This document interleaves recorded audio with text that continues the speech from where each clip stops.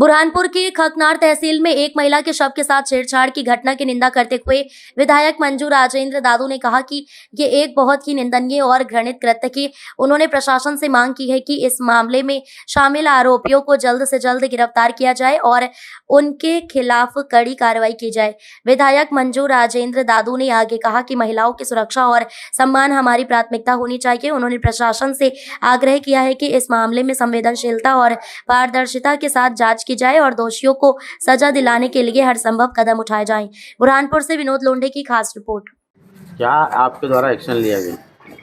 बिल्कुल, इस चीज़ को लेकर हमने आदरणीय मंत्री जी के संज्ञान में भी लाया है ये विषय, और कलेक्टर एसपी इनके संज्ञान में भी है, अपने स्वास्थ्य विभाग के भी संज्ञान में है और बाकायदा इसमें पूरी जांच हो रही है। संबंधित जो अधिकारी है उनको उस जगह से उन्होंने हटा दिया है। जांच पूरी होंगी, उसके बाद कार्रवाई होंगी।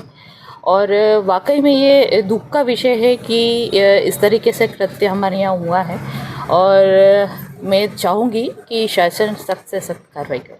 बीओ ने मामला दबा के रखा था, इसके अंदर वीडियो ये पूरी जांच होंगी, वीडियो की भी जांच होंगी, और वो जो मुजरिम है वो अरेस्ट भी हुआ है। तो आप इस बारे में निश्चिंत रहिए। आज वही विषय को लेकर कलेक्टर साहब से बात भी हुई है कि ये विषय को गंभीरता से लेकर उसमें सख्त से सख्त कार्रवाई की जाए। ऐसे पुनरावृत्ति ना ऐसी घटनाओं की इसको लेकर भी कोई कार्रवाई होंगी। शासन प्रशासन सतर्क होगा तो आगे भविष्य में ऐसी कोई भी कृत्य ना हो, इसकी सभी चिंता करेंगे। हम भी करेंगे, शासन भी करेंगे, प्रशासन भी। क्या हॉस्पिटल में महिला सुरक्षा और ऐसे महिला स्टाफ की सुरक्षा को लेकर कुछ बात अंदर यही विषय में चर्चा हुई है कि इस चीज़ को लेकर बाकायदा शासन भी जो नियम है, किस हिसाब से सीसीटीवी कैमरे होने चाहिए, कहाँ पर कौन सी व्यवस्था होनी चाहिए, इस बारे में सारी जानकारी बात हुई है अंदर। और कलेक्टर साहब ने कहा कि आप निश्चिंत रहिए कि पूरी जांच पूरी होंगी, आधी भी नहीं पूरी होंगी। और किस मामलों को लेके कलेक्टर साहब से चर्चा हुई आपकी? कुछ स्वास्थ्य से रिलेटेड ही मामले थे, जो हमारे कुछ प्राइवेट हॉस्पिटल है जिसमें आयुष्मान संचालित है। हमारे मोदी जी का तो ये एक लक्ष्य था कि एक गरीब व्यक्ति को इमरजेंसी में कौन सी सुविधा मिलनी चाहिए, जो मूलभूत सुविधा हमारी स्वास्थ्य होती है। तो उन्होंने 5 लाख का ATM कार्ड हमारा आयुष्मान दिया था कि वो पेशेंट जाएगा और इलाज तत्काल होगा। कुछ जगह से हमें शिकायत मिली थी कि ऐसी व्यवस्था नहीं हो पा रही है। कई जगह ये मिल रहा था कि कई वहाँ पर ढंग से इलाज नहीं कर पा रहे हैं, बिल नहीं प्रोवाइड कर पा रहे हैं। कई जगह से ये हमें जानकारी मिली थी कि हम लोग वहाँ एडमिट हो जाते हैं, अप्रूवल आने में लेट होता है।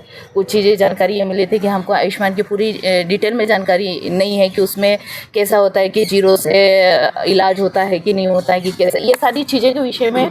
तो उस विषय में CHMO कलेक्टर साहब हम लोग सब साथ में बैठे कि अगर कुछ चीज़ों को लेकर अगर कहीं लापरवाही हो रही है तो उसमें तत्काल प्रभाव से हमें कार्रवाई करनी चाहिए, और सबको ये निर्देश देना चाहिए कि हमें आयुष्मान जो है, जिस योजना हमारे मोदी जी की है कि हमारे गरीब लोगों के लिए, अंतिम छोर व्यक्ति के लिए होनी चाहिए वो योजना, तो वो सार्थक साबित हो। इसके लिए आज हम कलेक्टर साहब कलेक्टर से मिले, आपने कुछ सूचीबद्ध दी है कि अस्पतालों की जिनकी लापरवाही सामने आई है, और अपने कलेक्टर को बोला कि इन अस्पतालों ने लापरवाही बरती और इस तरीके के कृत्य करे, ऐसी कोई सूची दी है आपने? ऐसी कोई सूची दी नहीं है, सिर्फ ये कहा है कि जितने प्राइवेट हॉस्पिटल है जहाँ आयुष्मान संचालित है उस पर पूरी जांच की जाए, कैसे किस नियम से चला रहे हैं, किस तरीके से चला रहे हैं, कौन सी लापरवाही हो रही है। क्योंकि क्या है, हम आदिवासी क्षेत्र से, हम आदिवासी हैं, और आदिवासी ब्लॉक से ही बेचारे गरीब जो है वो यहाँ आते बुरहानपुर में और इलाज करवाते हैं। तो कम से कम हमारे आदिवासी क्षेत्र के लोग, कुछ लोग पढ़े लिखे हैं, कुछ पढ़े लिखे नहीं, किसी को नियम पता है, किसी को नहीं पता है।